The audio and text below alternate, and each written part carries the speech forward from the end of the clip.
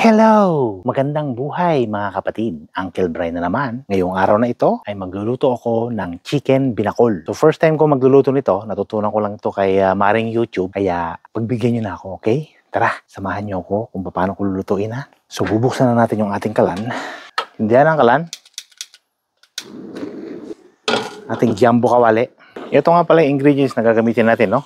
Meron tayong luya, sibuyas, tanglad, at siling panigang. Gagamit din ako dito ng malunggay. Gagamit din ako dito ng native na manok. Binabad ko na siya sa asin na may paminta para manuot yung lasa. Lalagyan ko rin siya ng puso at balunan. Unang step natin is mag-init tayo ng mantika sa kawali.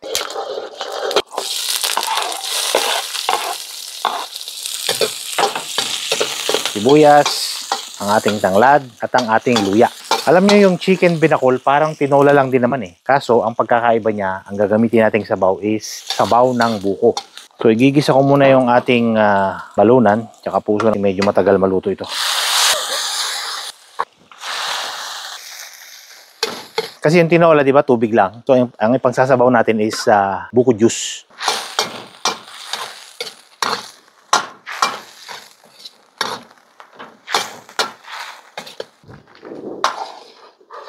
Ayan, malapit na siyang maiga. Ito na yung ating native na manok, no?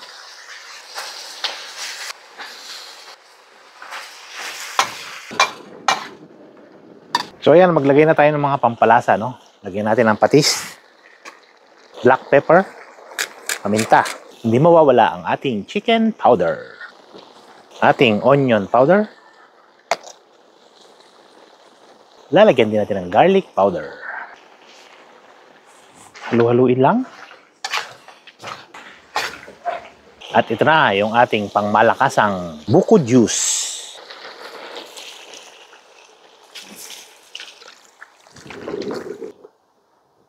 Lagyan na natin yung siling panigang. Handa na ba kayo? Tikme. Malasa talaga pag native eh. Medyo manamis-namis siya kasi siyempre may buko juice. So ilalagay ko na yung ating dahon ng malunggay. Dahon ng sili. Parang tinola lang din. Kaso nga lang, ang sabaw niya, buko juice.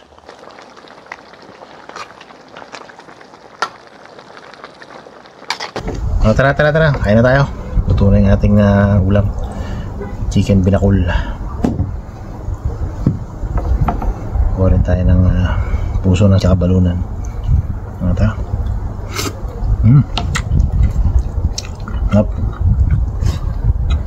Medyo manamis-namis siya, no? So, dahil sa buko juice. Salamat!